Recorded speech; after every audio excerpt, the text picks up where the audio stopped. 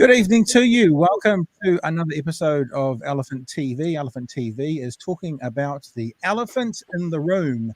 And tonight, the elephant in the room is hate speech. We are a debate/conversation series. And tonight, we are looking at the topic of hate speech. So hate speech is defined by the Oxford English Dictionary as speech or writing that attacks or threatens a particular group of people, especially on the basis of race, religion, or sexual orientation. After the horrific terror attacks in Christchurch on March 15th, 2019, a Royal Commission was formed and recently came out with some recommendations on changes to hate speech laws in New Zealand. This is at various stages and going through Parliament at the moment. And whilst tonight's debate is broader than the proposed changes, it does look at hate speech law overall. But we got to acknowledge it's unquestionable that the genesis of the conversation is the Royal Commission's proposed changes. And we think that's probably arguably what has put hate speech in the forefront of people's minds in New Zealand in 2021. So hate speech, what is it? Do we need to regulate it? Are the changes needed to the current laws? All these questions and more, I'm sure will be answered tonight as we question, are hate speech laws necessary? And it's a perfect time to welcome to the Elephant TV studio guests tonight, New Zealand Human Rights Chief Commissioner Professor Paul Hunt, and op-ed columnist for Redline and veteran left-wing activist Daphna Whitmore. Kia ora team, and welcome to the episode. Kia ora. Kia ora. Thank you so much for joining us. I really appreciate you joining us, Daphna, and Paul as well, both of you. And it's a really big topic to talk about. And as I said, the Royal Commission has played a part in this conversation tonight. It's not necessarily the moot. In fact, the moot is broader. Are hate speech laws necessary? But it's great to have this conversation. I don't know about, I'm sure for you, Paul, it's the case. I don't know about you, Daphna, but this is a conversation I'm hearing a lot about at the moment around the place. So I think it's a good time, a pertinent time to do it. So look, here's what we're going to do. I'd like to give you guys just a couple of minutes, 60, 90 seconds, whatever you need, just to tell the people who you are, why you're here, and a little bit about yourself. And Daphna, why don't you go first? Okay. Good evening, Paul and Pat. And thank you, Pat, for inviting me to this discussion. I'm here in Auckland, and I live in South Auckland in a very working class and multicultural part of the city. I was born in Israel. A lot of my family live there. I grew up in New Zealand. I've been interested in civil rights all my adult life. I became politicised around the Springbok tour in New Zealand and the anti-apartheid movement.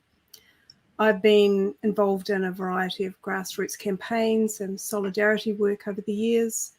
I've had a long involvement in Palestinian solidarity work, also Latin American and Philippine solidarity, the women's movement and anti-war protests. I'm a trade unionist and a nurse.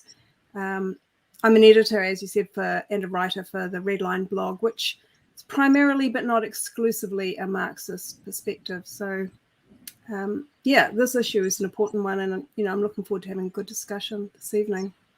Very cool. Welcome, Paul. We've given you your headline introduction of New Zealand Human Rights Chief Commissioner. But again, who are you? Why are you here? And tell us a bit about yourself. Yeah, tēnā koutou katoa, talofa lava. Good evening. Good to see you, Daphna. Good to see you, Pat. Thanks for inviting me onto your program. I was born in Germany. Most of my education was in England. I finished my education at the University of Waikato, where I taught at the law school at the University of Waikato. Married a Kiwi. Our two children, their formative years were in the Waikato. I was sort of enticed to Europe by reasons of work, human rights work in the UN, a position at the Human Rights Centre of the University of Essex. So we went back to Europe for a spell. But we're always looking for an opportunity to return to Aotearoa because we have a lot of family here, apart from anything else. So the opportunity came for me to apply for the job of Chief Human Rights Commissioner, and I was honoured to be appointed. Very cool. Well, welcome to you both. Just for people who are tuning in and watching and who haven't seen Elephant TV before, let's just explain exactly what we're doing. It is a debate. We do have a moot, and as we've said a couple of times, hate speech laws necessary is the moot. And this is the basic rundown of the conversation. We're about to go into a time where each of the contributors who are joining us tonight get a 10-minute uninterrupted segment where they can share their perspective. I guess it's clear to say that Paul will be arguing the pro hate speech laws necessary, and Daphna will be arguing the con, if you remember back to your high school days. And then once each person has shared for up to 10 minutes, each person then has a chance to respond to the other person's points for 5 minutes, again uninterrupted. If you have a look at that where it says number 5 moderated questions and number 6 questions from the audience, we are live streaming, and we are being played right now on Twitter, on Facebook, on Twitch, and on YouTube. If you're on any one of those platforms, you can submit a question or a comment. It pops up in front of me, and during that section 5 and section 6, if there are comments and questions that are relevant to what we're talking about, or I don't know, let's be honest, particularly good, well, we will throw them in there as well, so you have an opportunity, if you're watching, to join in at this as well. Closing statements from our lovely guests, and then we'll wrap up in, I don't know, depending on what time it is, either go for a beer or go for a bed or something like that. So now, Daphna, you had the first chance to tell us who you were and what you're about. So how about we say to Paul, heads or tails, then we'll click it, flip it, and get on with it. Heads. Heads it is. Let's see.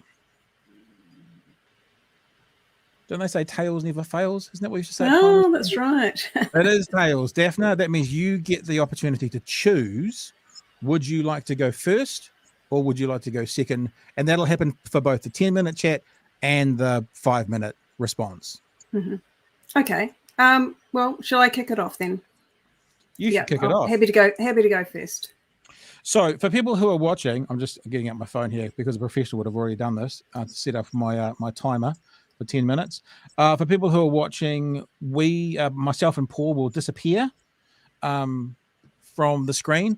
Daphna will have 10 minutes to share her perspective, I guess, in the con to are hate speech laws necessary. And I guess, Daphna, we should just say to you that your 10 minutes can start now. Thank you very much. Yes, are hate speech laws necessary? Necessary for what exactly? To address racism, for better cohesion, to help disenfranchised members of society participate in democracy? I'm going to make the case from a classical left-wing perspective that hate speech laws are not necessary, and suggest instead that limiting speech harms those it claims to protect, such as oppressed groups or disadvantaged minorities. Are speech restrictions necessary to countering racism? Speech can be insulting, it can be denigrating, it can be offensive and menacing. People who support hate speech laws often claim they want to protect the vulnerable and that their opponents are far less concerned about minorities. They sometimes claim that speech restrictions can prevent terrible harm. Could hate speech laws have prevented the Christchurch Massacre? In an interview with Kim Hill after the atrocity, Paul Hunt himself admitted they wouldn't have. So what about the Holocaust or the genocide in Rwanda? Well, actually, neither occurred under free speech conditions. In the former case, not only did the Weimar Republic have significant hate speech laws, but the Nazi Party itself was banned outright for 2 years. The Washington-based Pew Research Center does surveys across countries, and it's found that the religious intolerance and development of the far right has actually increased in Europe, where there are hate speech laws. Yet in the US, which still has the First Amendment, intolerance has been declining. There is no evidence that censorship in the style of hate speech laws leads to less racism and greater ethnic harmony. In fact, could hate speech laws lead to greater resentment and suspicion of minority groups? The Islamic Women's Council spokesperson, Anjum Rahman, alluded to this in an article in the Spin-Off. Despite being a supporter of such laws, Rahman said the hate speech debate will see the Muslim community subjected to further abuse. She went on to say, there is a danger that people will be unhappy with the law and then they will blame the Muslim community for it. Now, Rahman's instinct here was to blame the opposition for potential resentments. But hate speech laws are objectively a surrendering of rights, and it should surprise no one that therefore they would lead to a degree of hostility against those they set out to protect. Some minority groups fear new hate speech laws will associate them with censorship and with having special favour. They worry it will affirm in some people's minds the conspiracy theories around Jews exerting undue influence, or that Muslims are getting preferential treatment. There's always the risk of unintended consequences. Can Paul Hunt or Justice Minister Chris Farfoy or the Prime Minister guarantee us that there's no chance of unintended consequences? There are a mix of views within groups. For instance, in the New Zealand Jewish community, there's been a strong internal disagreement and no consensus on whether hate speech laws are needed. Similarly, among Muslims in New Zealand, there are a variety of viewpoints, though unfortunately, the media seems to have curated many of these voices out of the discussion. Many of those opposed have faced state repression in their home country. They know where illiberal laws lead. Grassroots activism is a better way to fight racism. A good example of this is Daryl Davis, a Black musician who de-radicalized numerous members of the KKK by spending time with them and getting to know them. There's a local Muslim leader in New Zealand who does something similar. Imam Kamar, he travels around New Zealand wearing a t-shirt with "I'm a Muslim, ask me anything" written on it. He has recounted that many people that have approached him are initially hostile, some very much so, but after a cup of coffee and a chat, he's been able to change the perspective of the vast majority of them. Now consider this carefully. Would these same hostile people approach the Imam if there was the risk of a lengthy prison term, if their speech could be reported? The Justice Minister has said the intention here is to chill speech. So we can assume people would likely avoid the Imam and not take the opportunity to have their prejudices challenged. Hate speech laws would risk putting up new walls between people. So hate speech laws are not necessary for countering racism. Are hate speech laws necessary for better ethnic cohesion? I think a major issue is that the definition of hate speech is unknown. The European Court of Human Rights have said hate speech cannot be meaningfully defined. The Justice Minister can't define hate speech. The Prime Minister can't either. She just said, you know it when you see it. The supporters of the law can't define hate speech because by its nature, it is subjective. We don't know what the law would allow and what it would prohibit. That's a Kafkaesque nightmare. In a recent episode of Q&A, a former Labour MP, Sue Moroney, said, quote, well, here's a tip for Middle New Zealand.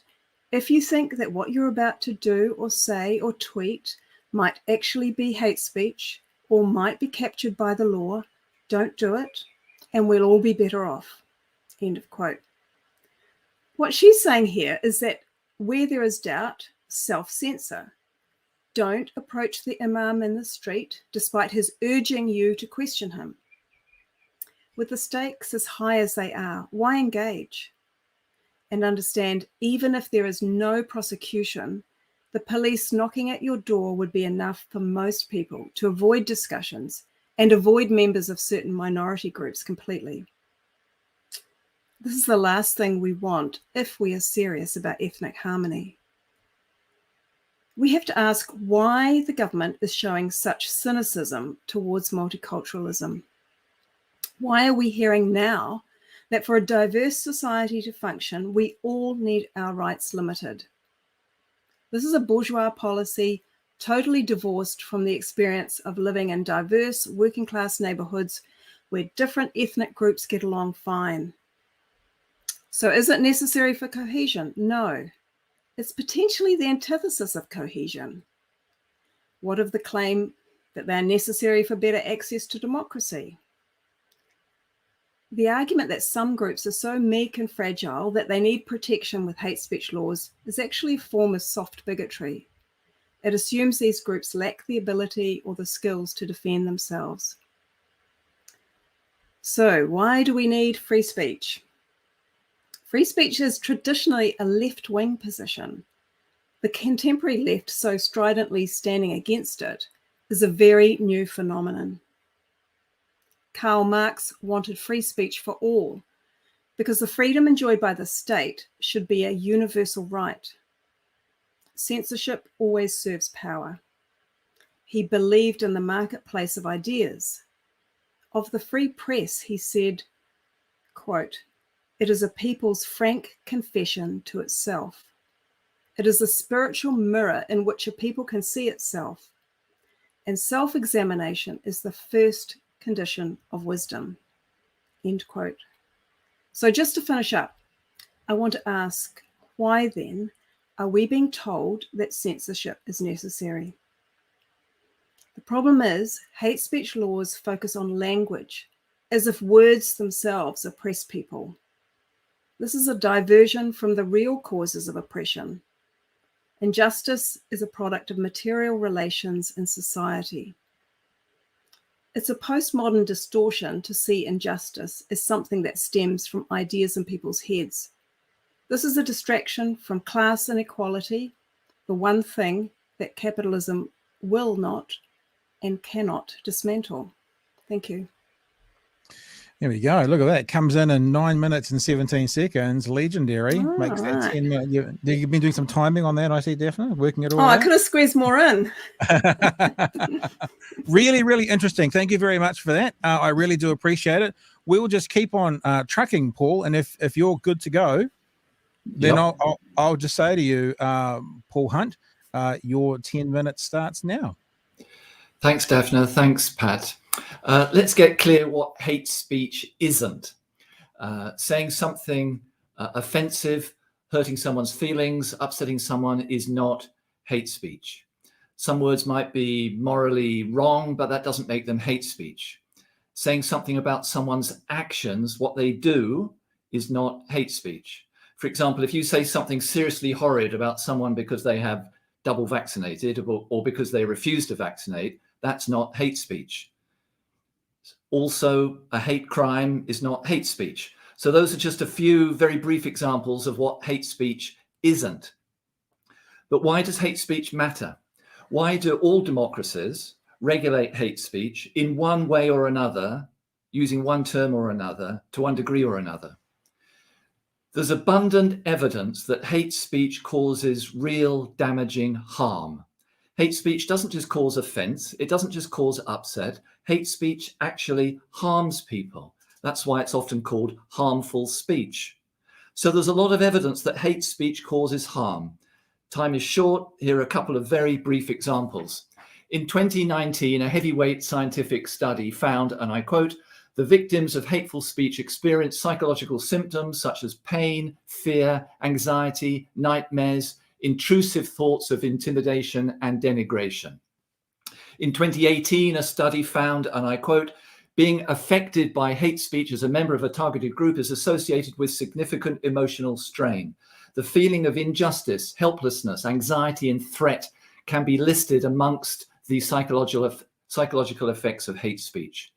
The science shows hateful words not only hurt, they also cause real harm. And I want to unpack that a little bit by looking at the impact of discrimination on people. In a recent analysis of 300 studies on racial discrimination, discrimination was significantly associated with poorer mental health outcomes, depression, anxiety, and psychological stress. In 2013, a study looked at the link between discrimination and health amongst children. It found, and I quote, exposure to discrimination predicted worse mental health, anxiety, depression in 76% of the cases examined. So speech which incites discrimination is inciting the infliction of deep harm on children and adults. And by the way, here I'm talking about the harmful impact of discrimination on those discriminated against, but there is actually a 2016 study out of Berkeley University, USA, that finds racism actually harms the health of racists. It shortens the lives of both victims and racists. So racism is bad for everyone. Racism harms racists. If you're a racist and want a long life, stop being racist. But my main point is this: hate speech and discrimination do untold harm to people's health. I don't want to catastrophize, but hate speech is sometimes a precursor of violence. This year, a Holocaust survivors educational campaign opens with, "It started with words." Hate speech fueled the Rwandan genocide in 1994. In 2017, Dr. Naomi Elster reminded us inflammatory public speech rises steadily before outbreaks of mass violence, suggesting that it is a precursor or even a prerequisite for violence. History warns us of an extremely dangerous slippery slope. Yes, it starts with hateful words, and then they can mutate into stereotyping, discriminating, othering, dehumanizing, and violence. And this slippery slope is well known in Aotearoa. Ask Tangata Whenua, ask our minority communities. So one reason why all democracies regulate hate speech in one way or another is because hate speech causes real damaging harm. There's another reason why hate speech is regulated. Hate speech regulation sends the message that vile speech is unacceptable in an inclusive, diverse, modern democracy. Whether the abusive words fall one side or the other side of the legal threshold for hate speech, the message is clear. Vile speech is unacceptable in our society. Hate speech regulation advances a model of peaceful and respectful relationships within and between our communities. Anything approaching hate speech is wrong because it denies dignity and equality to individuals and communities. And what is hate speech? I'm sure we'll be discussing that question shortly. For now, I simply want to provide a working definition of hate speech, which we might chew on later. Hate speech incites violence, hatred, or discrimination towards people on the basis of some aspect of their personal identity they cannot change. For example, their race, gender, sexual orientation, disability, or religion. Hate speech is not about what someone does, it's about who they innately are. And the definition of hate speech is tricky. It's one of the trickiest things facing democracies around the world. Look, in conclusion, in anticipation of the important discussion we're going to have and these difficult issues, I want to just make these closing remarks. One, as Pat said, the Royal Commission on Inquiry into the massacres on the 15th of March said that some of our hate speech laws are, and I quote, not fit for purpose. It made recommendations. One of them was to extend the protected personal characteristics from colour, race or ethnic or national origins, that's the current law, to other characteristics, including religion. And I agree with that recommendation. Two, the Royal Commission also said some aspects of the current law unacceptably impinge on the right of freedom of expression. I agree. When deciding which speech should be regulated, I favour a high threshold of vitriol, such as incitement to violence, hatred, and discrimination. In some respects, that threshold that I've just articulated is higher than the current law. For example, the current threshold includes intention to excite ridicule. That threshold is too low. A third final point, I favour a high threshold of hatefulness on one very important condition. We do much more in what I call the sub-threshold space to tackle poisonous language. Some language might be lawful, that is, it might be sub-threshold, but totally unacceptable in a country like ours. So we need to calmly and firmly call it out, talk about it, sometimes publicly, sometimes privately, but always with respect. And we need sensible regulation of hate speech, but that's not the biggest challenge. The biggest challenge is to build a fair, equitable, inclusive, diverse, plural, open, multicultural society grounded on te tiriti. Building such a society is the best way to tackle hate speech. My fourth and closing remarks are these. Democracies need a space to speak, listen, and learn, and to deepen understanding, like the space you're providing us tonight, Pat. Feelings of hurt and offense must be acknowledged and recognized, but they should not inadvertently be misused as a device to silence those we disagree with. Hate speech is anti-democratic. The pain caused by hate speech is sometimes so strong, so immediate, so penetrating, so instant, that the luxury of choosing a response to it is absent. Hate speech is not a victory for free speech. On the contrary, it gags people. It closes down democratic discussion. And my last remark is this. It's a quote from Jeremy Waldron, a Kiwi based in the US and a leading thinker on hate speech. And this is what he wrote. He wrote this. He said, "The message conveyed by a hateful pamphlet or a hateful poster attacking someone on grounds of race, religion, sexuality, or ethnicity is something like this." He says, the message of such a hateful pamphlet is something like this. And he says this: "Don't be fooled into thinking you are welcome here. The society around you may seem hospitable and non-discriminatory, but the truth is that you are not wanted, and you and your families will be shunned, excluded, beaten, driven out, whenever we can get away with it.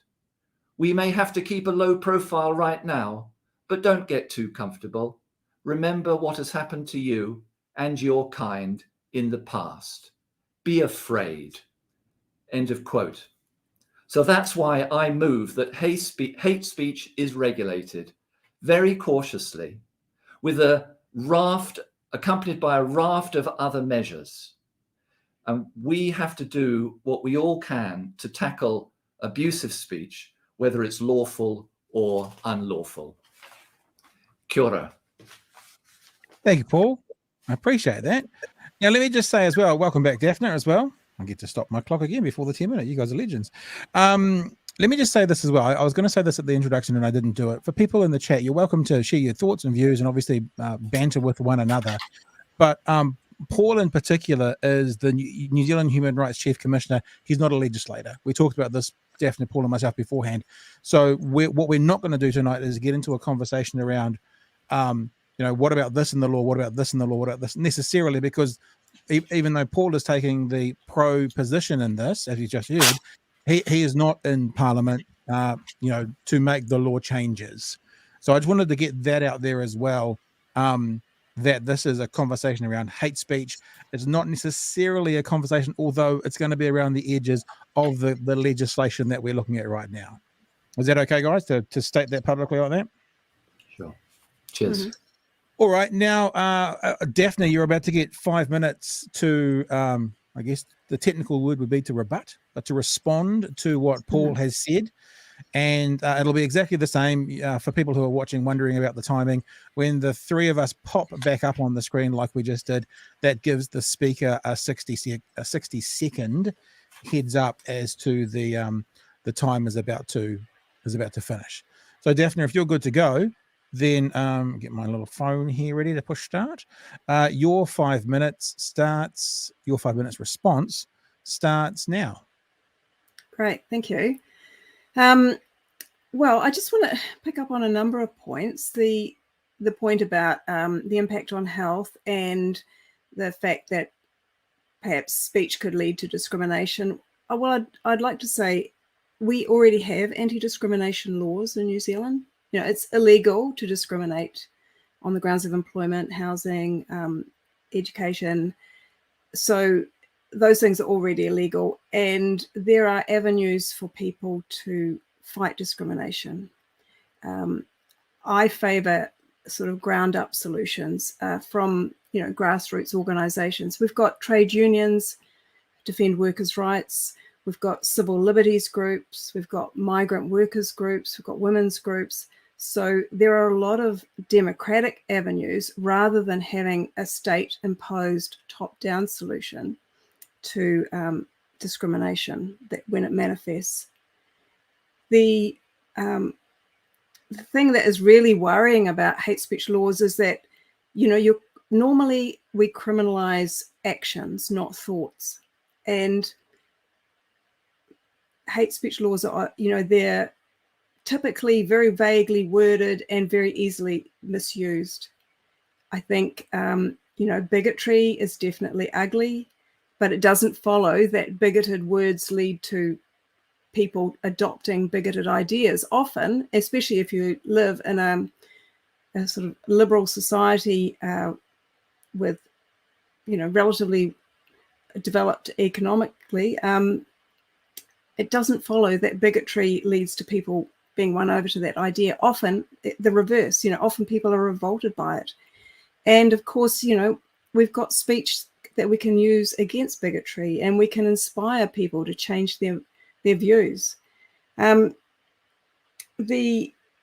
point that Paul made about, wanting the bar to be set high, I don't think that changes or does away with the problems. I mean, obviously it's better than having the bar low, but, hate speech laws will be interpreted by the police. And, it's the process is the punishment. It may not get to court because the bar is high, but the process of putting someone through that, knock on the door, and like all criminal things, it's the working class that actually bears the brunt of it. It won't be the well-to-do that are getting the knock on the door. In terms of whether hatred leads on to violence, well, I think it is contestable, actually. There's a lot of hatred that doesn't lead to violence. I mean, there's a lot of hatred in the arts. There's a lot of violence depicted in movies. I don't think it was words that caused the Rwanda genocide. The ground was fertile, and definitely, the call was made and put out on the day and the lead up to it, but it wasn't the cause of the genocide there. I think the law needs to focus on actions, not feelings. Feelings are hugely subjective, and once we go down that subjective path, it is very much an infringement on democracy and equality. Racism is harmful to democracy. Well, I would say criminalizing speech doesn't resolve racism. Every marginalized group has actually fought for their rights and had to win the arguments, and there's no getting around it. I mean, if you look at one of the groups in society that are marginalized are women, we face sexism, and we can't just legislate away these things. We have to work to do away with them through winning people over to the ideas of democracy and equality and making it happen in practice. I just think, one of the big problems is if you dilute free speech, you dilute the means by which you can defeat terrible ideas. And the last thing we need is for speech to be chilled. So I think I'll leave it there. Very good. Thank you very much. That's the 5 minutes for people who were just joining us. Let me say again, we have a section coming up next after each of our invitees responds to one another, where we go into a more group conversation. If you have a question, can I suggest you hold off on it because, sorry, that was my timer going off, because there is a lot of chat going on at the moment. And if you've asked an interesting question now, there is a chance it'll be behind 50 other comments that have come in. So if you've got a specific question you want to ask of either of our guests tonight, hold off on that for a bit. And when I say send us your questions now, you can send them through. Let me also say you are not guaranteed of having your question asked or answered. And especially if there is any, and I'm not saying there is now, but if there is any untoward or unwelcomed kind of questions in there, that certainly won't be getting addressed or looked at as well. Thank you for that, Daphna. Paul, if you're ready to go, are you ready to rock and roll? Okay. All right. So your 5 minutes response to Daphna's opening 10-minute statement starts now. Thanks, Daphna. It might not sound like it, but there's actually quite a bit of common ground between us. But look, let me just try and make these brief remarks. First of all, the definition of hate speech must be clear. I know that sometimes it isn't. In Aotearoa, New Zealand, it must be clear. Now, I'm not adopting the government's definition of hate speech, but I have a definition of hate speech quite clearly in my mind, which I'd be pleased to test and explore when there's a suitable opportunity. But I completely agree, it's hopeless if the definition is not clear. It needs to be clear, and the definition of hate speech needs to be very carefully constrained. That's one point. Secondly, because there isn't an agreed definition of hate speech, I have to make this point. In my understanding of hate speech, and in the current interpretation of hate speech is not a conversation one-on-one. It's not an activist having a discussion with an imam. Nothing that those two might say can be hate speech. Hate speech is about inciting others. So if there's only two people in the conversation, it's not incitement. So the example you gave of someone not wanting to talk to an imam for fear of it being hate speech, that cannot be hate speech, at least in the current understanding of hate speech, and certainly the definition that I have in mind as well. Another point, Daphna, you referred to grassroots activism as a better way of addressing racism. I completely agree. It's not either or. We need desperately grassroots activism as a way of addressing racism. But it's not, that can happen even with a carefully crafted definition of hate speech. And it's crucial, it seems to me, that we need a raft of measures. And what I want to emphasize is that in my view, we need a whole of society approach to hate speech. The media have a role in it. Communities have a critical role in it. Parliamentarians have a role in fighting hate speech. The public service has a role. Government has a role. Integrity agencies like the Human Rights Commission have a role. And within all of those, the regulation of hate speech has one part to play. It's not the only part. It's just one part. It's just one part of a long overdue revisiting racism and xenophobia and discrimination. Look, from where I sit, the reforms are long overdue. Today, there's really one group protected. It's an ethnic groups. It's race, nationality, color, and ethnicity. That dates back to the 1960s and 1970s. That group needs to be, the protected groups need to be extended to, for instance, disabled people and women and religious groups and sexual minorities. It should not extend to political opinion. I think it's imperative that we revisit the threshold of hatefulness to check impermissibility. As the Royal Commission of Inquiry said, it was completely not fit for purpose. They recommended revision. And what I'm suggesting is that there should be a lifting of the threshold, at least in some respects. And the Human Rights Commission, you know, we're strong advocates of free speech, but we do recognize that there are the rights to be balanced. There are limitations. There are responsibilities that come with free speech. And Daphna, look, from where I sit and what I read and looking at the studies and all the rest of it, hate speech is becoming more mainstream. And we do know there's a link between vitriol and hate speech and violence. And the best antidote to that, the best antidote to hate speech, in my humble opinion, is to create a society that stands for equality and fairness and respect and freedom grounded on te tiriti. And hate speech regulation has one place, a limited place, in that response to the inequalities and injustices that we see in Aotearoa today. So I just see hate speech as one measure in a raft of measures to address some of the injustices and oppression that some communities encounter in Aotearoa. Thank you.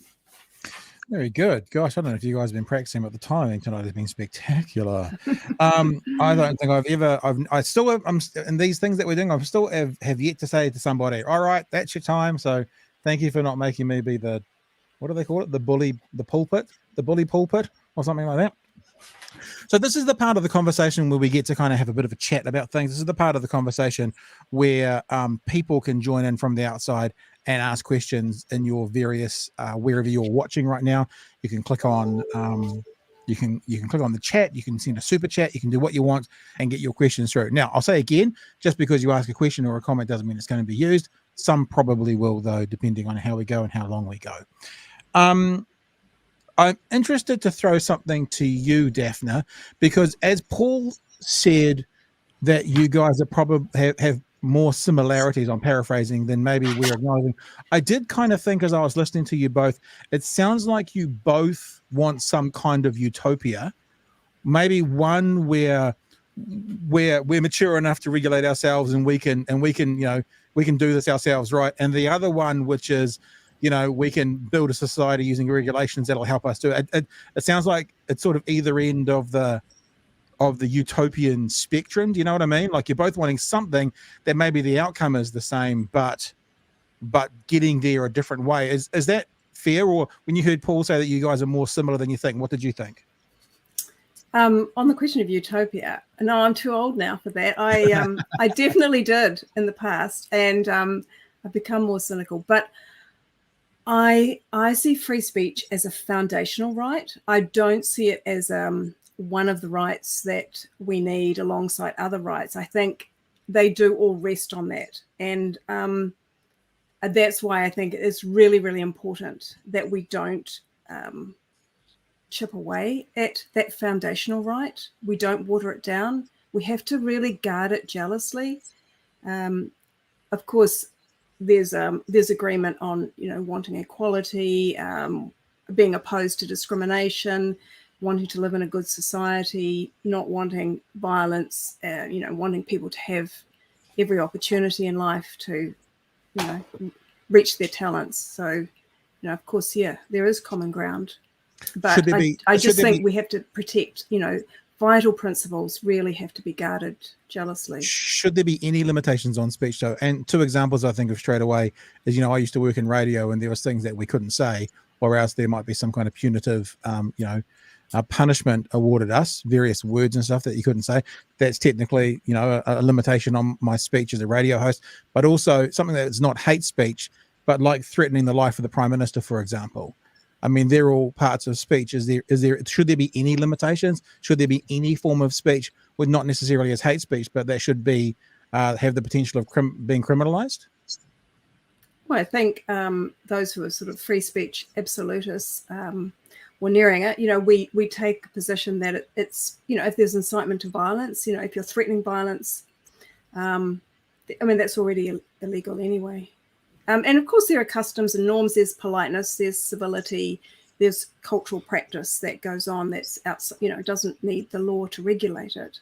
So, and, in the workplace, there'll be expectations of behavior and standards that people set, but that's not a sort of a legal thing, is it? It's not the law demands that you cannot swear on TV or radio or something. And I guess it's like broadcasting standards, but you're right. No one's going to end up in a courtroom as a broadcasting standard, I don't think. I'm opposed to criminalizing thought. That's my concern. No matter how unpleasant or distasteful that thought might seem. I mean, fashions change. Thoughts that are horrible, Galileo and Darwin were considered offensive, hateful, sinful. They were opposed by the establishment in their day. Paul, I'm bouncing off the back of what Daphna just said about, civility in society, et cetera, et cetera. I jotted down as you were speaking about, and I'm paraphrasing, but you did use the word vile speech, like we shouldn't accept vile speech. When I saw some of the recommendations, we'll get to some of those shortly, that the Royal Commission's made. One of my big concerns from someone who has worked in radio, and I guess still doing this kind of thing, still works as someone who speaks publicly, is who decides what's vile? That's one of my big questions, because what you might consider vile, what Daphna might consider vile, mind you, it sounds like Daphna considers nothing vile. But what my elderly father may consider vile. He said to me the other way, "Oh, could you please stop saying those F words on your podcasts? It's disgusting. It's gross."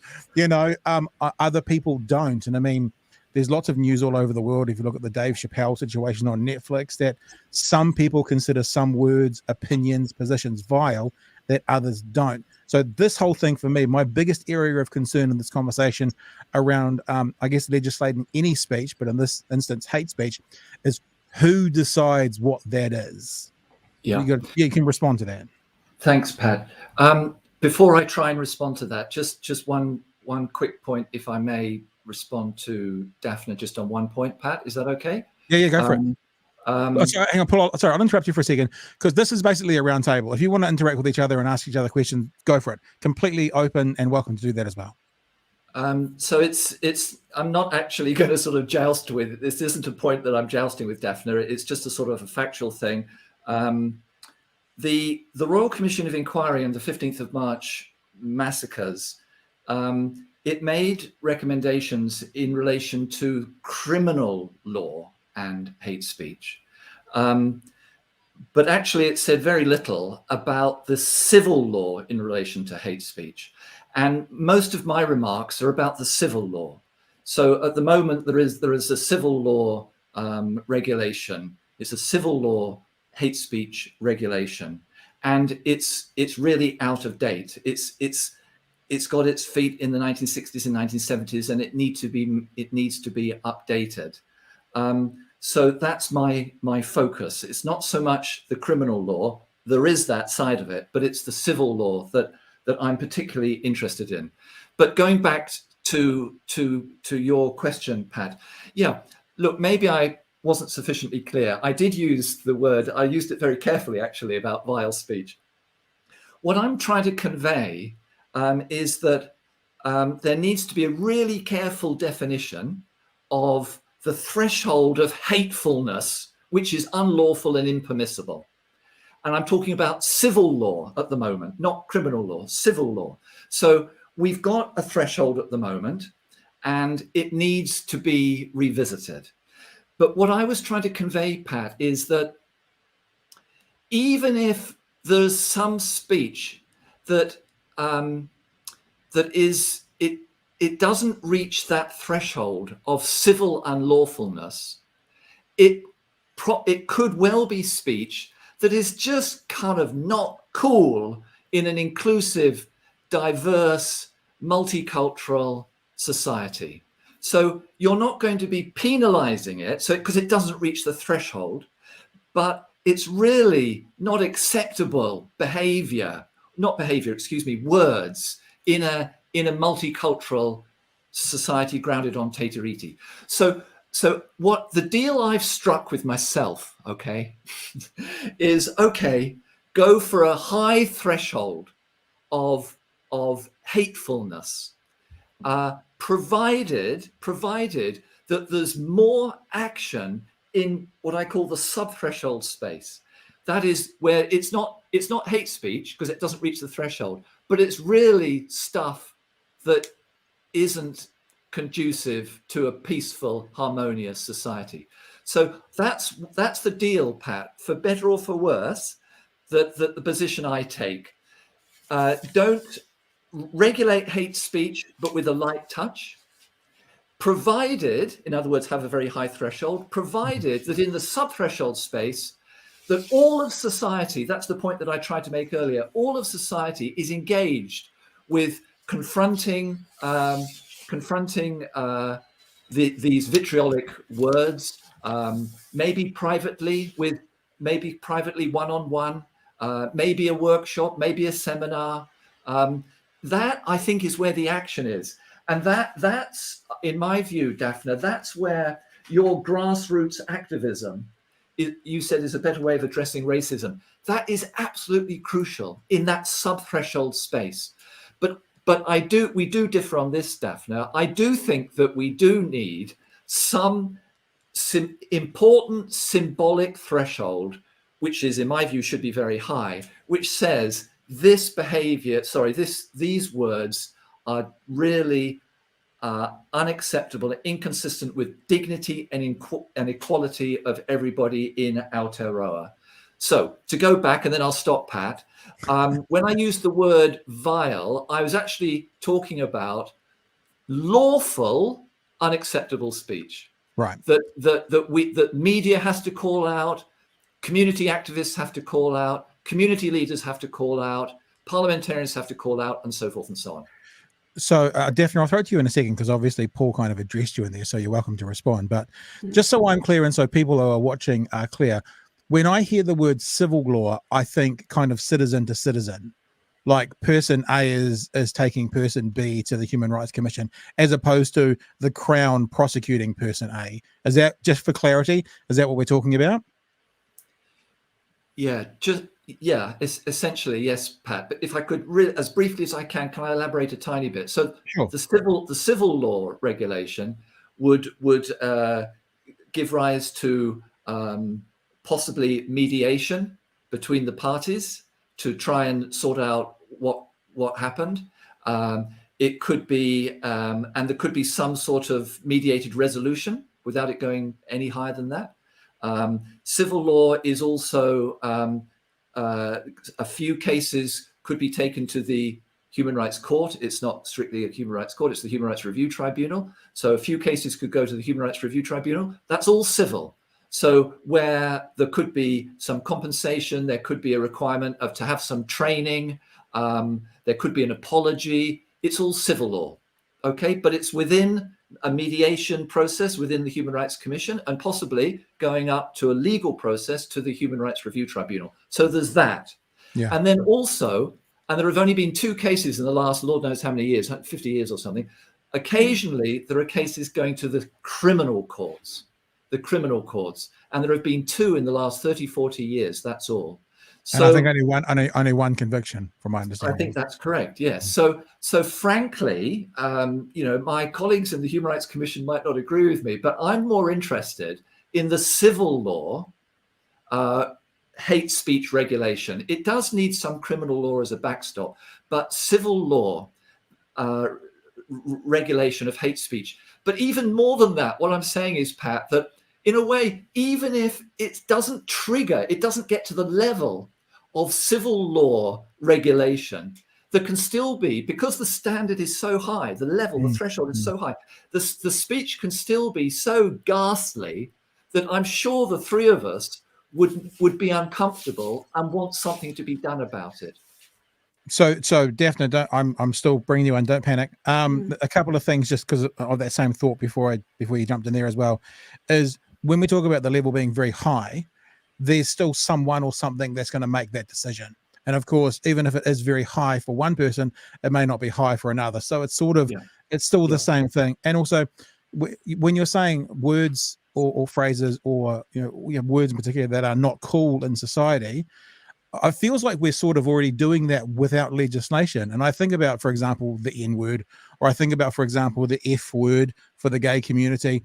That hasn't required legislation banning them, and it already seems to be happening. So it makes me kind of think, what are we trying to achieve with this? And I'm not someone who's saying that we shouldn't do this, but what are we trying to achieve when it appears that sort of is already happening without the need for more potential punitive responses or law changes? But Paul, I think it's fair that we jump to Daphna. You can come back to this. Anything that we say at any time, you can come back to, because Daphna, you've been sitting there waiting. Off you go. I just want to say I really do dispute the need for this. And I know there is a narrative that somehow New Zealand is a hateful society and that we've got all these problems that need legislation to sort them out. But Paul himself said, there have only been 2 convictions in the past 50 years or so on, the existing hate speech laws. We actually have a very multicultural society. Every major city in New Zealand is very multicultural. Intermarriage is really big in New Zealand. 50% of Māori have a non-Māori partner. Actually, we get along. I mean, we need more of a positive message, I think, about how well people get along in New Zealand. The Christchurch Massacre was not done by a New Zealander. This was a very peculiar, vile person from another country who came here and acted alone. This was not something that was, a groundswell. Everybody condemned what happened. If there was anybody that supported the massacre, they were deep underground. There was not a word of support that was public.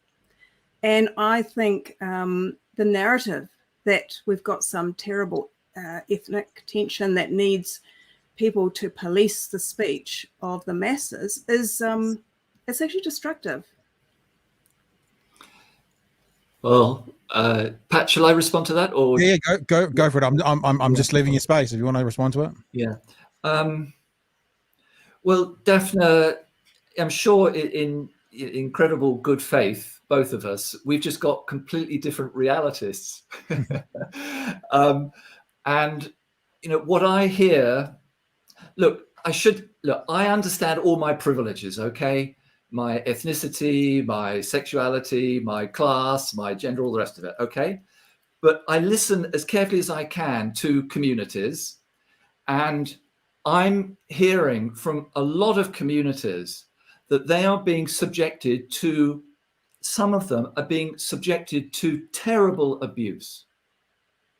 And some of that comes into my office, but some of it is just, not just, some of it is talking to them, listening to them, and so forth and so on. So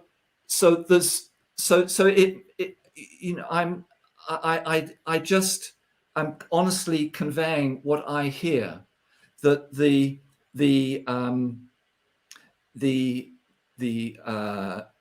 speech attacks on people, physical attacks as well, are completely unacceptable, and there are signs of it getting worse. So I really do have a different experience from you, Daphna, and I'm not trying to diss your experience at all. I hear what you say, and I acknowledge it, and I respect it. It just isn't the same as mine, where I'm really being heard. I'm really being told by the Chinese community that they're experiencing a lot of really unacceptable behavior and words. Maori continue to face it, as they have done for generations, and the LGBT community, the Pride community, the Rainbow community, my goodness, they get a lot of abuse, and it hurts them. It hurts them, and when you've been knocked and kicked, it's difficult to get up and take the microphone. So that's why I said in my opening remarks that actually this exercise of freedom of speech, when it includes hate speech, is actually anti-democratic, because it closes the discussion down. And look, it should be people from those communities speaking, not me. Okay, I get that, and I'm very vulnerable. I'm very vulnerable to criticism. But I'm just doing the job as best I can, and very clumsily conveying what I hear from them. They, of course, will speak for themselves. Do you think, Paul, and this is not to completely not to negate what you're saying, because it's not at all, but a bit like a police officer sees sort of the worst violence in the community that the rest of us doesn't see, because of your job in the Human Rights Commission, do you think there's a possible that what you're experiencing and what you're seeing, as you say, is not representative of the country? Because I would assume that Human Rights Commission deals with a lot of hard and terrible stories that I'm sure nobody wishes on any community, as opposed to all the kind of good, light, happy stories around these communities. Yeah, I know what you mean, Pat. I don't think that is what's happening. Okay.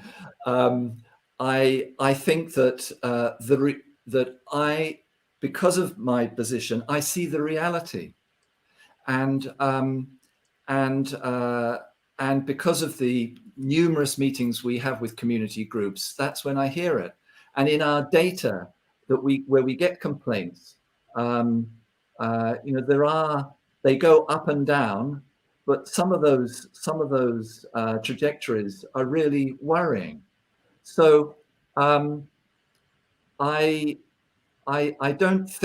think you're kind of gently saying, maybe, Paul, your position is a bit kind of I'm not saying anything that implies I have a hidden message there. I'm just wondering if, yeah. I guess what I'm wondering is because you're saying your view of the world is very different from Daphna. So I guess what I'm wondering is the kind of third person in this conversation, is whose is accurate? Are both accurate? And can we have two different perspectives? Is Daphna seeing it through the rose-tinted glasses and it's not true? Are you seeing the worst of society and it's not representative? I guess I'm just kind of throwing that out there and wondering. Yeah, well, it's a very appropriate question, Pat. Look, before the 15th of March 2019, the Muslim community were knocking on the doors of the public sector saying there is a problem. There is a problem. There is Islamophobia. That's what they were saying. They were saying it for years. Now, that is now getting closer attention to a degree since the 15th of March. But the fact, but that those complaints were being made then, and they weren't being listened to. And it's so important that we've got a chance now with the Royal Commission of Inquiry report. We've got a chance to make some corrections. Now, there are, the Royal Commission of Inquiry report runs to 4 volumes. The 4th volume is all about social cohesion, and it recommends all sorts of good stuff that I think Daphna and I would both commend about community, genuine community, meaningful, genuine community engagement, for instance, and about proper monitoring of hate crimes, and about better education in the schools. That's recommendation 36. Better teaching in the schools about responsibilities and about Holocaust and about slavery and about colonization and about rights and responsibilities. So the Royal Commission of Inquiry report, Volume 4, is really important in terms of trying to advance social cohesion. One tiny bit of it is the hate speech regulation, right? And that has been brought to the surface because of the 15th of March massacre. But the stuff was being complained about by the Muslim community and others before the 15th of March 2019. Definitely. I was going to move on to something else shortly-ish, but you're welcome to come in and make a comment before we move on. Pat, I was thinking along the same lines as you. I mean, I work as a nurse. I know when I work in the community, it doesn't seem like there's that much serious illness. And when you work in the hospital, you think, oh my gosh, everyone's got massive abscesses, and if you get this, you'll be in a bad way. There's that, but I think we've got to be mindful that there's always mission creep when. There are no good examples in the world where hate speech laws have been a great success. And even before we've got this change, the fact that it's in the air, it's manifesting. I'm thinking of a recent case where there was some Christian group preachers from South Auckland went to K Road. They were preaching outside, I think it might have been a gay bar. The police were called, and the policeman was basically issuing a warning to the preachers saying, this is borderline hate speech. And the guy was going, look, one, that's not the law yet. But this was like a typical example of what happens with this kind of legislation. Even when it's just in the air, you've got a clash of rights there. You've got gay rights, religious rights, and the power of the state. And the fact that the police are now in the mix. This is not conducive to good relationships between groups. Not one little bit. But would it also be fair to say neither standing outside a bar yelling, "You're all going to hell"? Not saying that's not saying that's what they were saying. That's not particularly conducive to good relationships either. It's not, and I don't know that they were exactly saying that. They might have been doing it in a slightly more sophisticated way. But nevertheless, if we abandon religious freedom, that's a problem too. I mean, I think the gay rights movement, they made their case and they won the majority over. And but you can't win everybody over. I mean, hate is a human emotion. Religion is still, widely held thing, and it's better to tolerate it and to engage in different ways. But the force of the state, especially for working class people, it's a big deal. It's wealthy can afford lawyers, they can handle court cases, they can stop things, or they can see that, this isn't going to go that far. Ordinary people, it's far more scary. And, we don't want people to have to walk on eggshells to not have conversations because they think, this is the environment we're in now. Pat, could I ask Daphna a question? And she might, Yeah, of course. she might, Yeah. if you don't want to answer it, that's fine, Daphna. Okay. Yes. It's so interesting, actually. It really is interesting because you see, the way I see it is that the establishment and the elite, the political elite, and the middle class are much better able to use freedom of speech than others. So I think freedom of speech actually privileges the advantaged. They're the ones who have social capital. They're the ones who have often got more free time. They're the ones who can engage in, who are not holding down 3 jobs, and can engage in these matters. But if you're a marginal group, if you're a disadvantaged group, if you're poor and holding down 3 jobs, it's much more difficult for you to exercise your enjoyment of free speech. So I'm a little bit curious about that, because I would have thought that it's actually the free speech gives an advantage to those who are well off and middle class and have lots of social capital. Daphna? Free speech doesn't change class relations or do away with inequality as such, but I think actually there's been a democratization of speech ever since really the internet and social media and platforms that people can publish on now for virtually no cost has meant, we once upon a time, to print a newspaper, you needed people without jobs and with money to, who weren't employed in other areas. So yeah, in terms of, anyone can basically have a voice, whether people are listening to it or not, it's another matter. But yeah, there is the opposite has happened thanks to the internet. But Daphna, who owns those platforms? Who controls them? Well, I think that's a whole nother debate too, isn't it? Like whether those are platforms or publishing arenas, and yeah, they're owned by billionaires, and now they're censoring. Exactly. So that's also a complex area of like at a sort of frontier. We're at a frontier stage of that, aren't we? Where it's like when the printing press was just developed, and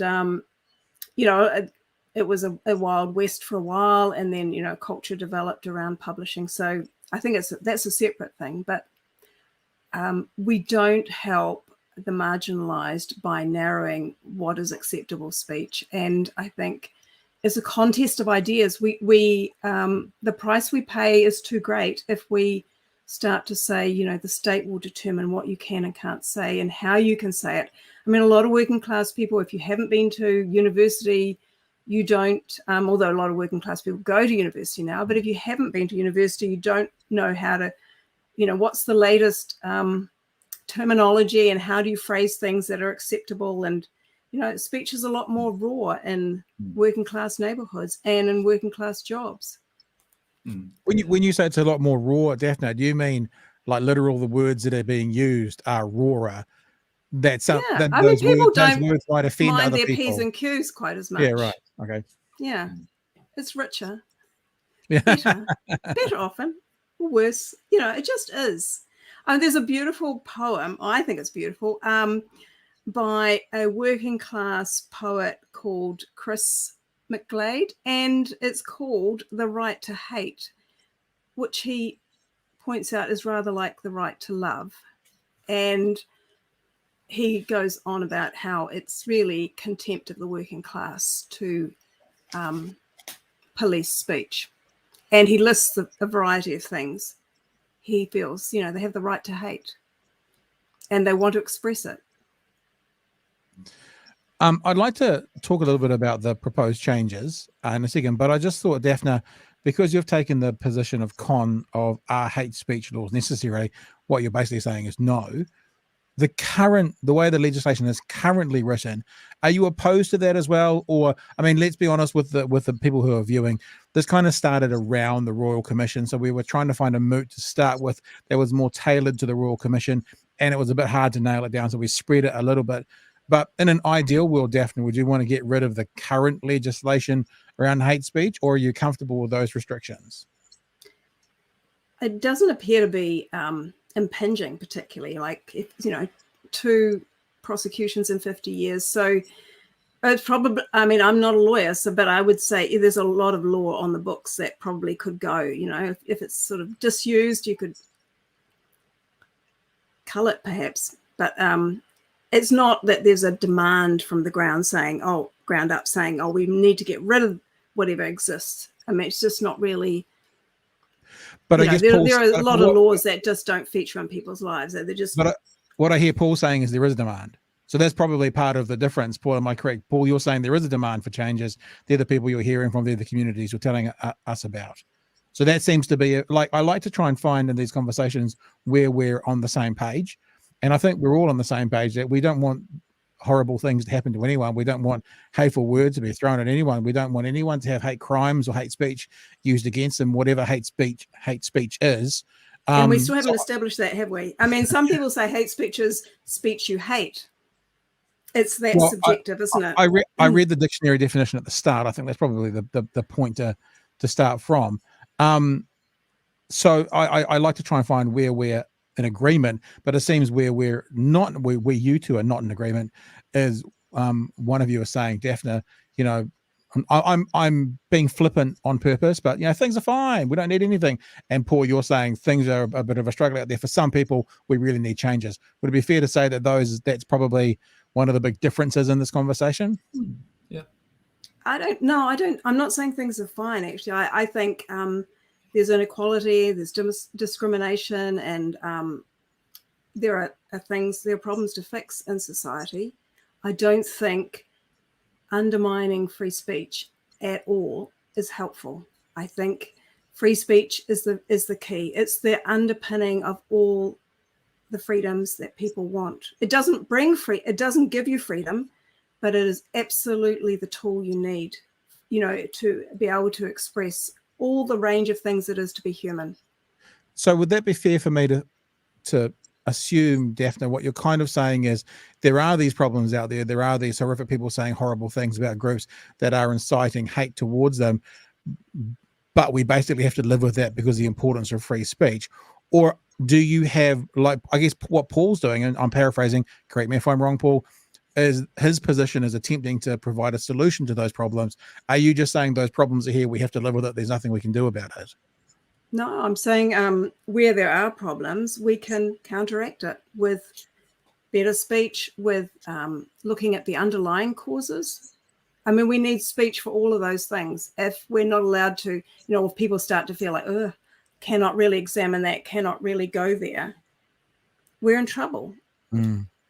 Yeah, it's not going to stop. It's not going to help anybody's housing problem, is it? Whether we regulate your speech or not, or whether your job is low paid, you can't afford the dentist, because those are the conditions in where people start looking around for scapegoats and blaming, some ethnic group or some other group. Those are the conditions that need to change to resolve problems where they exist. But having said that, I mean, we are a multicultural society that isn't riven with inter-ethnic violence.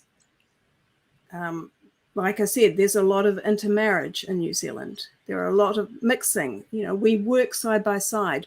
We don't live in different areas. There aren't regions of the country that are exclusively, white or exclusively Māori even.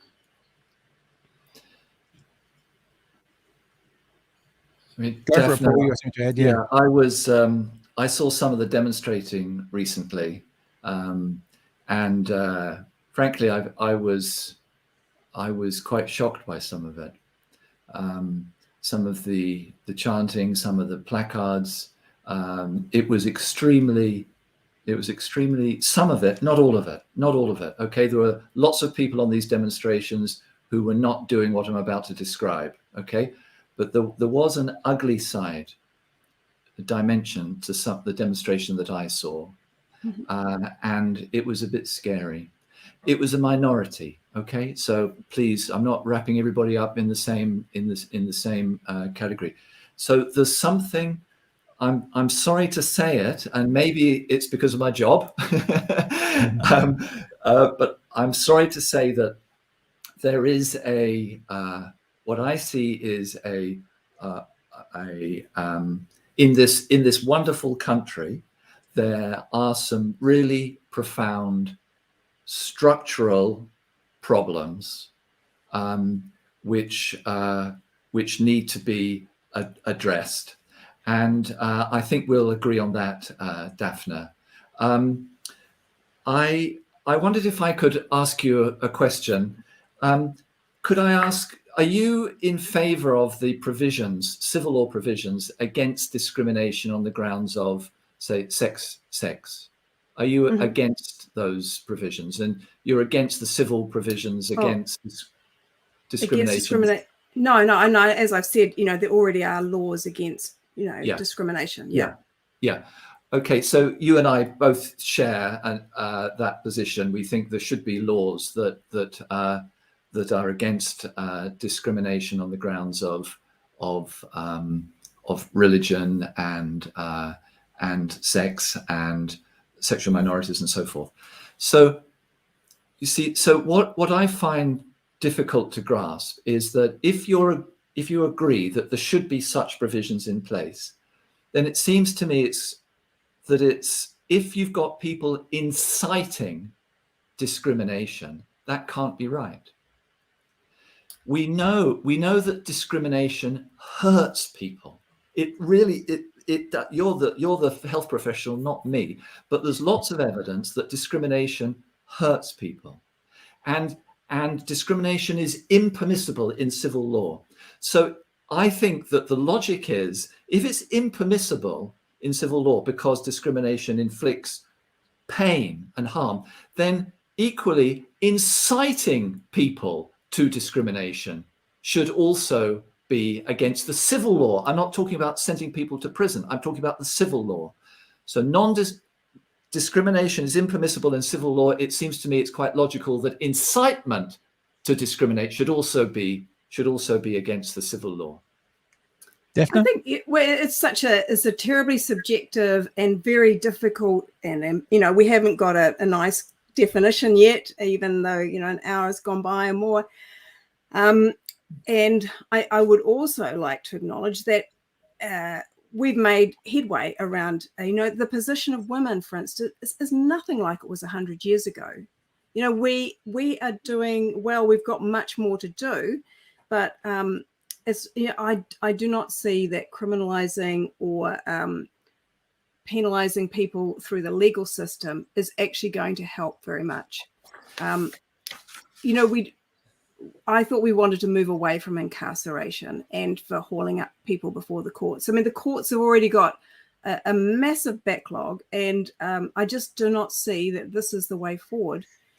And especially when it is so subjective and it so much undermines the foundational right of being able to speak. And one person's incitement, because the way they were talking about it in the government's document really was, it was the effect it was going to have on others. Like, I have no idea what the effect my speech is having on the audience. I imagine that there's a variety of opinions out there and emotions or whatever. I mean, it's so ambiguous and amorphous. I just think we are in deep trouble, and we don't have examples where this is working well.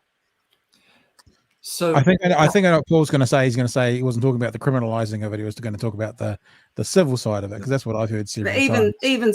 But the law, regardless, whether it's somebody going to their lawyer and saying, on that point though, on the point of not talking about the criminal side, criminalizing it, but the civil side of it. I mean, if it's not criminalized, I kind of almost think, what's the point? Because if I have to go to a mediator, if I have to go, and I understand different, for example, from Canada, but the Human Rights Commission in New Zealand, if you get a case brought before you, correct, obviously you're the right person to ask this question to, Paul, but there's not a lot that you can do as a form of a punitive response if someone has breached a civil case, whereas in a criminal case there is actually a chance for punishment. What's the point of only worrying about the civil issue? Isn't the thing I'm not saying we should be talking about it, but isn't actually, if we're not talking about the criminal thing, it doesn't seem pointless, but that's the crux of being able to, if someone does use hate speech or breaches whatever the law is, that's where you get a result from the punitive side of the criminal justice system. Well, there is the criminal side, obviously, but the civil law does come with remedies. So if a case goes to the Human Rights Review Tribunal, there can be compensation, for instance. Right. There can be orders for training, for instance. So the civil law has some teeth. The mediation doesn't have such big teeth, right? But in the course of a mediation, there can be a resolution where the parties agree to do various things. Right. So even mediation, there are concrete things can emerge from the mediation. And then if you go to the Human Rights Review Tribunal, then that's got the power to introduce large sums of money of compensation.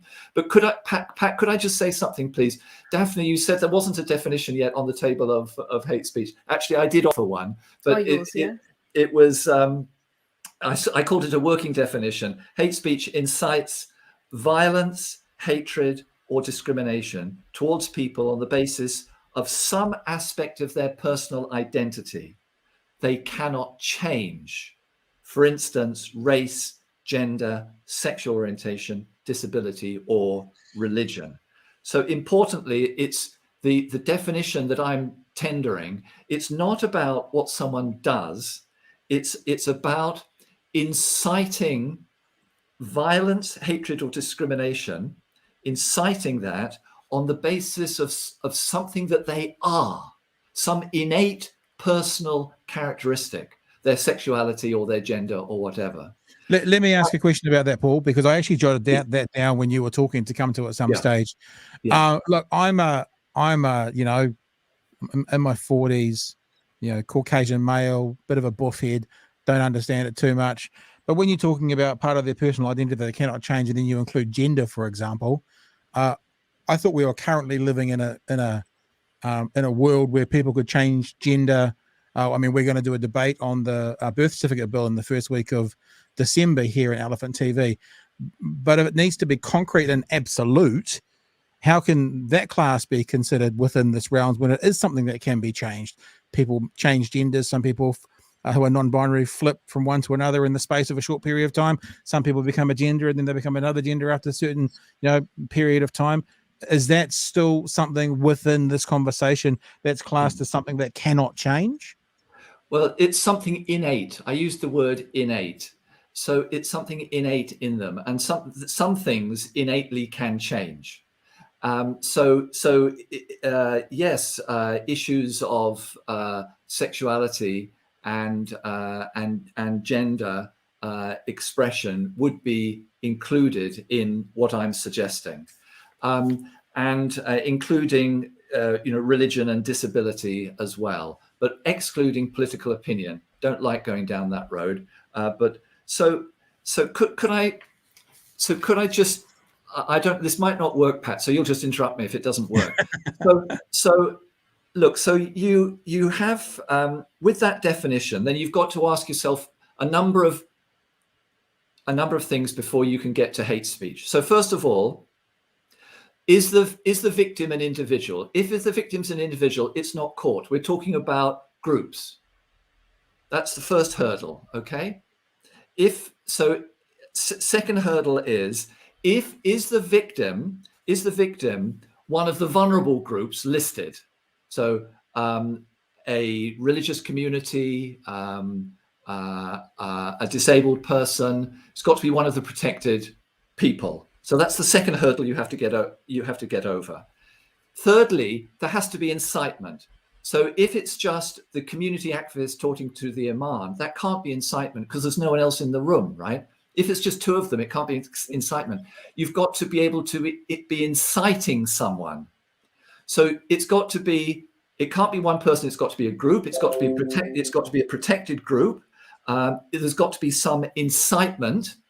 And then what is said, the hatred has got to be at a very high level. So there are all those hurdles that you have to get over before you can get to hate speech. Now, what one of my concerns is that actually that puts the bar so high that we need work sub-threshold, right? That's the point that I tried to make earlier. We need to be the community, you, Daphna, you, Pat, as a journalist, myself, in our different jobs and with our different opportunities, we need to engage in the sub-threshold space. That is the lawful space, because there's a lot of bad things going on there that's hurting people. So that's where I think we should be doing most of our work. I guess I have a problem, the notion of incitement, that implies motive, doesn't it? How do we determine motive for someone's thoughts? Or, I might be saying something and somebody interprets it another way. And, so very, very vague things that we're dealing with in terms of motive. And it's very subjective, isn't it? Who decides what the motive was, unless somebody happens to have written it down and spelt it out. Now, which identity groups are we going to have? We've got groups growing, and identities growing by the day. It's with identity politics. People seem to be very invested in having an identity. I was talking to someone recently and he said, oh, you know what, my main identity really is as a dad. So yes. If someone is going off about solo mothers, and speaking very negatively about them, would that reach, this is the problem. And of course, the average person in the street is not going to sit down and go through with a fine tooth comb, getting to grips with legal niceties. I just don't see that the state and state departments interfering at this micro level is helpful. I really don't think so. I think it will backfire. I think, look, the one thing about humans, we're great at unintended consequences. That's like a law that operates all the time. I mean, we see that with everything we do with COVID or every intervention. Sometimes interventions are harmful. Sometimes when we do nothing, it is safer than going in and thinking, this is good. Every time, they invent a medicine, they know that. Hell, and there'll be positive unintended consequences too. Let me ask this as well. And this is, I'm happy for you both to jump in on this because I'm trying to figure shit out, right? That's where my head is. Because we're talking about vulnerable people and we're talking about groups of people, but we're also talking about a victim. So if a single individual is a part of a vulnerable group, hate speech can still be aimed at a single person, but because they are part of the group, it can be classified as hate speech. And I just had this thought, maybe this thought is silly and naive, but what if they're and I've written down powerful person. So what if, yes, they're a part of the, pick a group, LGBT group, but actually the group in general is seen as being vulnerable, but this person is very well adjusted and they're well, and they're solid and they're healthy mentally, emotionally, physically. So they're not individually vulnerable, but they're part of a vulnerable group. And maybe I'm the one that's getting into little semantics now, which is too hard to talk out. But it makes me kind of think. And I was going to show the clip with Chris Faffoy, but I don't feel the need to kind of crowbar it into the show. But reporter Tova O'Brien asked Chris Faffoy about Laurel Hubbard. And Chris Faffoy said, much like what you said, Paul Hunt, that's an individual. And the response from Tova was, but the reason that she was getting criticism, whatever the correct terminology, let's say hate from people, was because she was part of a group which would be considered vulnerable.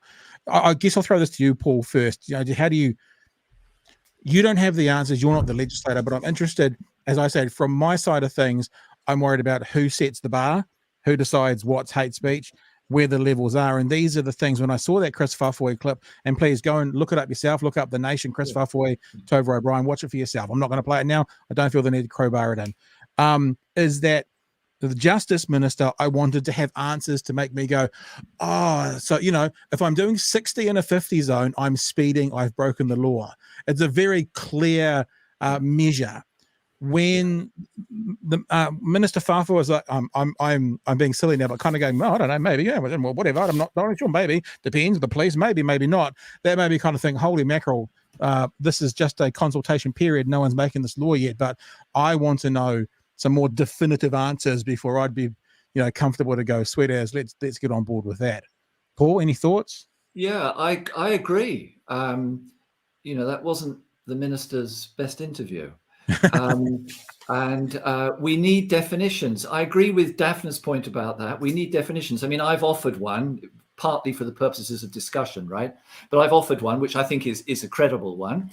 There needs to be really careful definition. There needs to be very careful definition of the protected groups. It's not open season. They're going to be defined.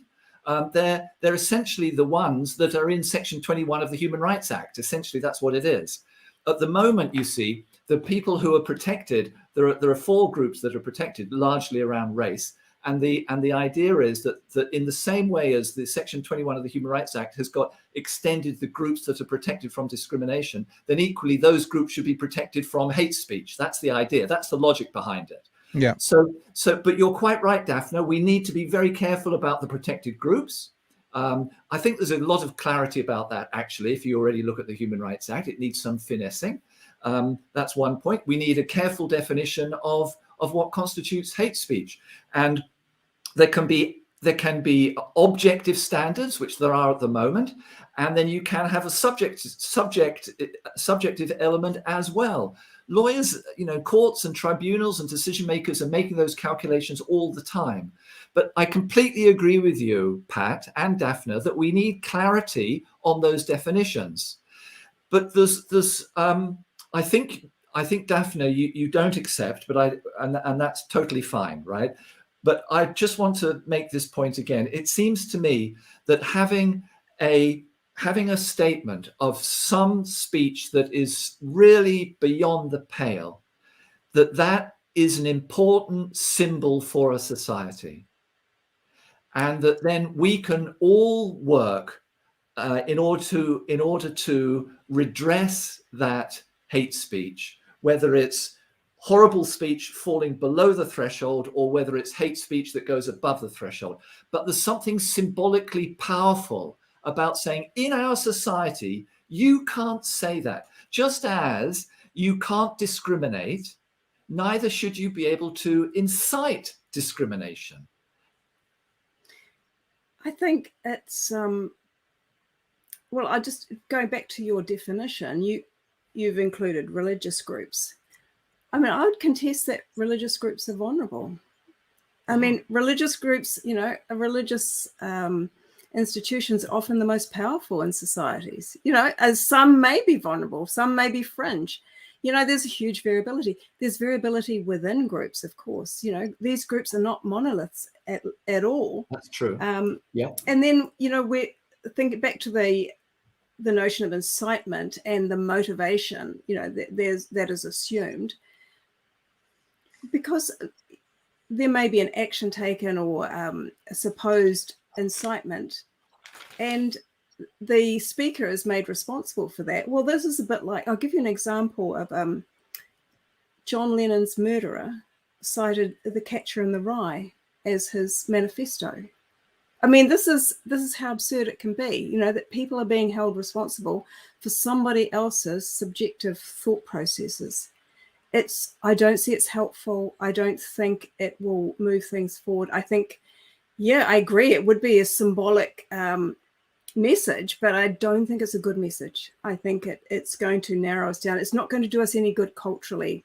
I mean, I think of areas in the arts like comedy. I mean, the whole point, the best comedy is often offensive, and it takes you right to the edge.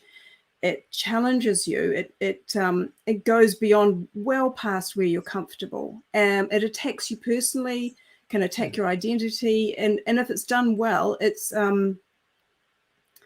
can be an incredible experience, really, to be challenged and thrown about that way. And and if you can laugh about it, it's it's a fabulous thing. Daphna, no, I'm not talking about anything that has any danger of impinging on the theatre or art. So would you completely that cordoned off, that comedians would be absolutely allowed to say whatever, and artists would be allowed to depict cartoons? The cartoons of the Prophet Muhammad wouldn't be subjected to any of these things? I'm talking about incitement to violence, incitement to hatred, and incitement to discrimination. That's my working those definition. are the things that would be, Dave Chappelle would be accused of, inciting hatred and discrimination. He makes jokes about Jews. I was totally fine with it. It was absolutely, he was not, I don't think he wasn't being anti-Semitic. He was actually illustrating, he was building a picture. I think but that's interpretation, isn't it? I think technically he made jokes about space Jews, didn't he? Space Jews, yes, yeah. It was, it's an analogy, and it's, I'm not Jews, but space Jews. Okay. Yeah. I do want to. Can I bring one more thing in? And I realize that we're probably getting towards the time to go for an end. But there's one thing that I do want to share, because a lot of the time we've been talking about incitement, and a lot of the times we've been talking about things that could lead to actions. My paraphrase, not necessarily how you have actually said it. Here's some of the recommendations from the Royal Commission. I got it off One News because they did quite a nice little summary of it, and I'll read them out if people can't see my screen. The Ministry of Justice is looking for feedback in 6 areas: altering language so more groups targeted by hateful speech are protected in the Human Rights Act. Right. Replace the criminal provision in the Human Rights Act to a new offence in the Crimes Act, proposing outlawing intentionally stirring up, maintaining, or normalizing hatred by being threatening, abusive, or insulting, or by inciting violence against a protected group. Right. Increase the punishment for criminal offending, change the language of the civil incitement provision, and to change the civil provision to make incitement to discriminate illegal.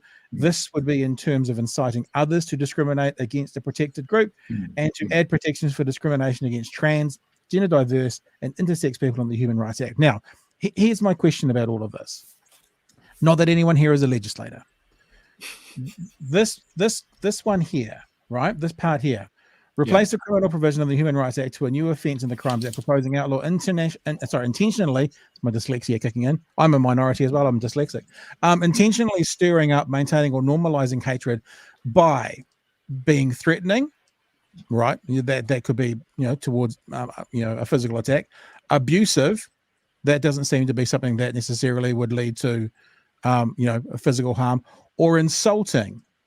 Now, the way this is written, and I'm actually assuming, Paul, that you would disagree with this, because everything you've been talking about tonight talks about, it could lead to, and you haven't said physical harm, but the words you've been using are talking about the incitement.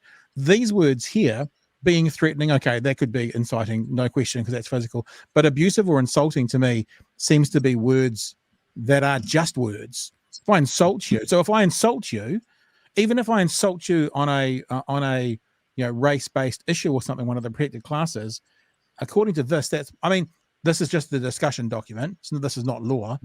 But these are, when I read this and when I see Chris Fafoy and all those things put together, I kind of go, well, it's almost like I'd like to see the law first and then like to vote on it, whether I'd be for it or not. Because if it comes out that I'm oversimplifying it on purpose, but if I insult someone who is in a protected class, it could be considered hate speech. I think many people would have a huge problem with that. Yet that's what's been summarized about some of the recommendations from the Royal Commission. Would you like to speak to that? Yeah, it needs tightening, Pat. It needs tightening. And just to context, so I'm not disagreeing with you. Some of those phrases I'm uncomfortable with. But just to be clear, I'm not an apologist, right? But just this is a factual matter. Yep. The current provision is much worse. Right. The current provision, the equivalent provision, it's Section 131 of the Human Rights Act. That's what they want to move into the Crimes Act, which is a good idea. the section 131, which is about criminalization of hate speech, it shouldn't be in the Human Rights Act. It should be in the Crimes Act. So they're moving it. That is good. And but also some of the wording in the current section 131, Pat, talks about, I mentioned these in my remarks earlier at the opening. One phrase which I'm very uncomfortable with is they talk about exciting ridicule. Mm-hmm. So and that phrase is going, okay, that they're not going to put that into the Crimes Act. So I'm not a defender, an apologist for the Ministry of Justice. I'm just factually pointing out that I think actually it's good to get the criminal provision out of the Human Rights Act into the Crimes Act. I think it's good to revisit that threshold. I think they've made some improvements to it. For instance, they've taken out, quote, exciting ridicule. That shouldn't have been there in the first place. They're taking that out. And what is left needs more attention. Can I just say, I'm going to go to some comments soon, but if you want to jump in for a couple of minutes. Quickly, I can't see what's good about, putting speech penalties into the Crimes Act, which, will have a 3-year penalty, which is more than male assaults female, so a male can bash a woman and face a lesser penalty than somebody has said and the other party have interpreted it in a certain way. So Daphna, and I'm not. I'm trying to be sort of factual about this. At the moment, there are those provisions in the Human Rights Act. Okay, there are imprisonment provisions. There are fines in the Human Rights Act. But it's bumped up because it's going to be in the Crimes Act. So it's the penalty is going to be much greater. Right. You're quite right. You're quite right. So there's a discussion about whether they are increasing the penalties too much. But I don't want there to be any misunderstanding. There presently are criminal penalties in Section 131 of the Human Rights Act. And I think it's progress to move it out of the Human Rights Act into the Crimes Act. Then there's a discussion about, have they elevated the penalties, fines and imprisonment too high? That's the question you're raising.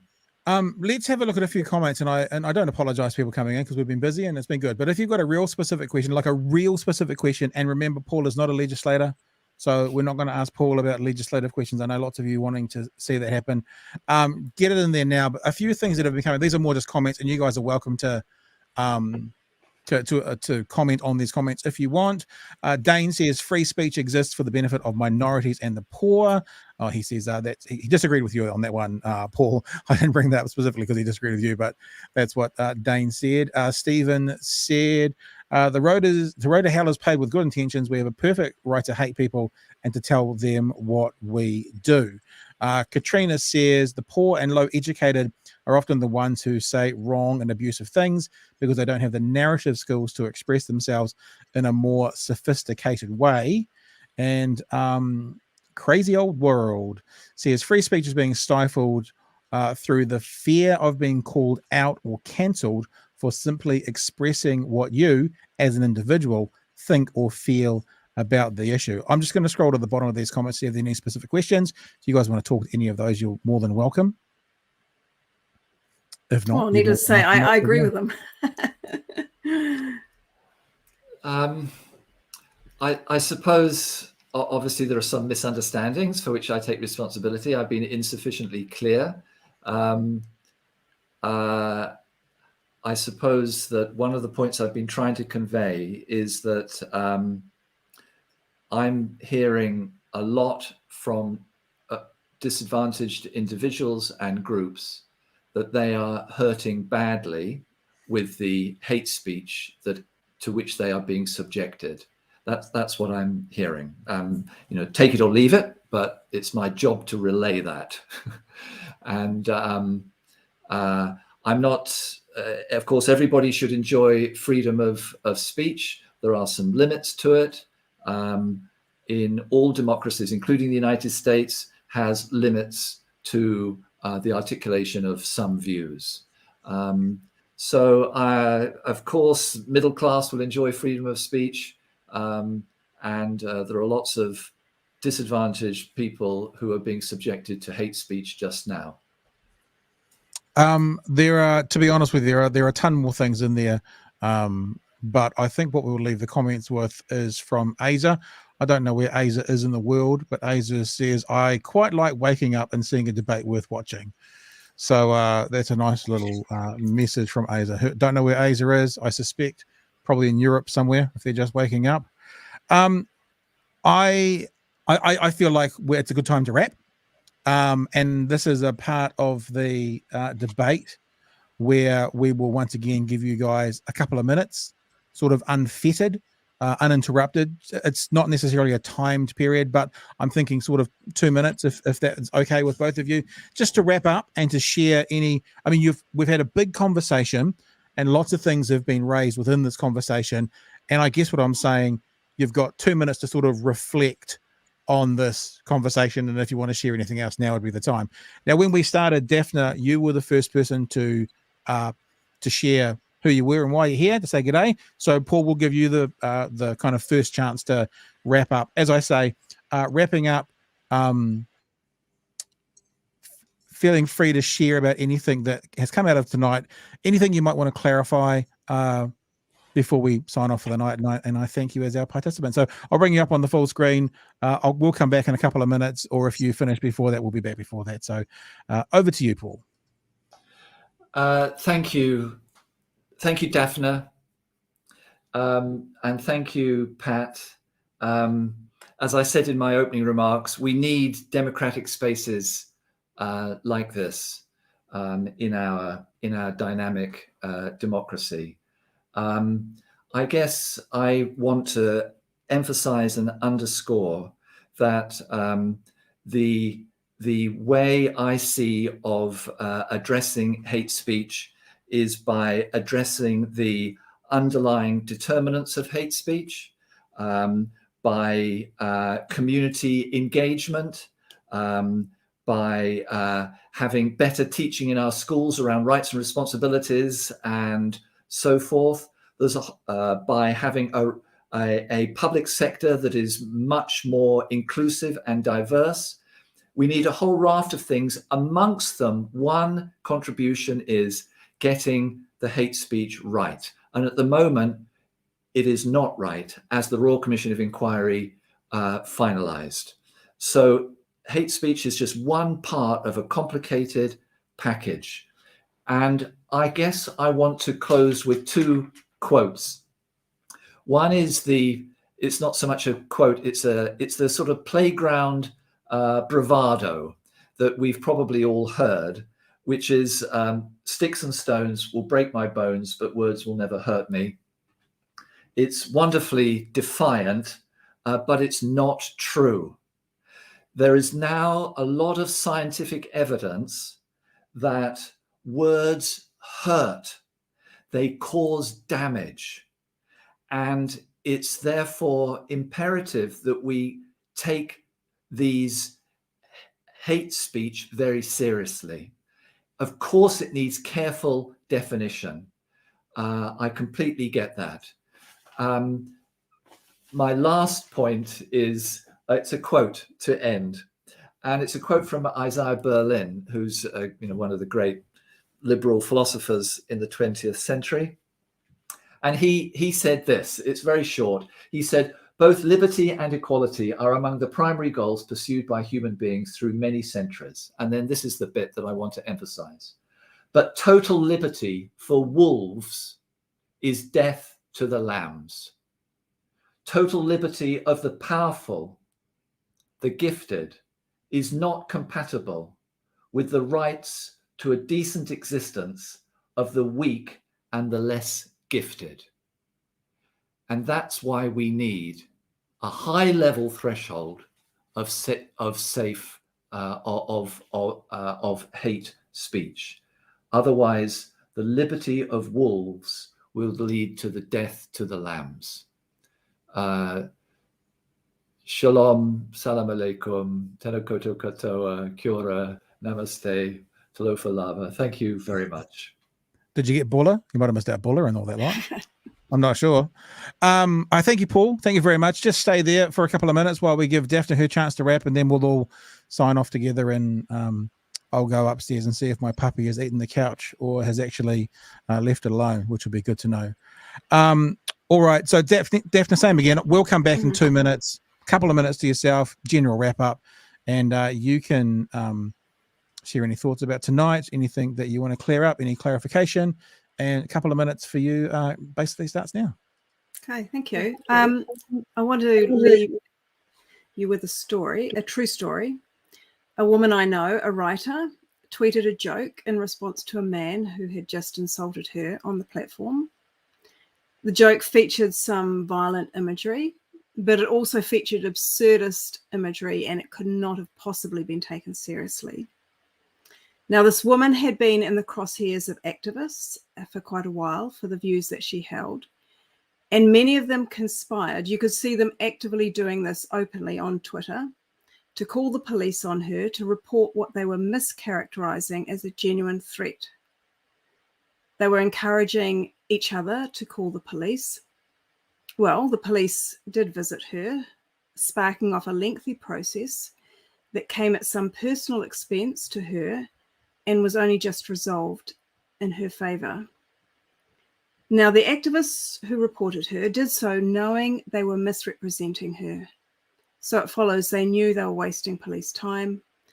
This was a malicious misuse of the police to target a political opponent. I'm telling you this story because the case is a dress rehearsal for the proposed new hate speech laws. This is what we should expect. This is the new norm. Activists using the police to settle their petty political squabbles, as indeed has happened overseas. It will empower bad faith actors. We don't have to imagine this, we know. This should surprise no one, however, because speech restrictions are a political project. When Professor Paul Morris said in a recent talk for the Religious Diversity Centre that speech restrictions are not about addressing racism, but are more about imposing the conditions for the type of society we want to live in. This is a political project.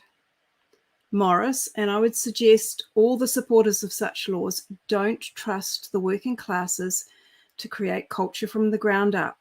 It's to be dictated from the top down, undemocratically, under the threat of imprisonment. Thank you, Daphna. Thank you, Paul. I very much appreciate you both coming on tonight and spending best part of 2 hours, which we weren't quite sure how long ago with us. Just flew by, and from my side of things, don't know about you guys. But if people want to find out more about what we do, you can see on the screen at the moment, facebook.com/elephantTV. We are going to do another debate before the end of the year, likely before the end of the year, on the birth certificate bill. But for now, let's say actually, if people want to find out, Daphna, about Redline, how do they find out where your writing is? You might as well tell them. If you Google Redline Marxist, you'll find it. Redline Marxist, and New Zealand Human Rights Chief Commissioner Professor Paul Hunt. Paul, thank you so much for joining us tonight. This has been it's been an eye opener for me, and to be honest, from probably when I was coming in thinking about this, I'm sort of the person who thinks if I have to pick one side or the other, I go towards better speech is the answer to hate speech. Like, more speech is the way to solve hate speech. But you've given me a perspective to mull over now, and I only hope that I'm looking at that TVNZ article about the recommendations, is that we get to see the recommendations before they become final law. Because if, for example, they become final law, and I'm not saying insulting is going to be in there, but if it was in there, then it's kind of too late. So I just hope there's at least another process for us as the public to go, yeah, if there are going to be changes, let's at least hope that there are some sensible people in charge, whoever they are, who are going to be the ones to decide how high that bar is, that get it so we don't get, I guess, the catchment or the catch up that Daphna's referring in, and then it's a win for everybody, perhaps. Maybe that's my naivety. Paul, Daphna, thanks so much for joining me tonight. It's been a blast. I really appreciate your time. You've put time into this to get prepared for your 10-minute things, and thank you for being open and making this elephantTV episode on hate speech an absolute pearler. Thanks, guys. Cheers.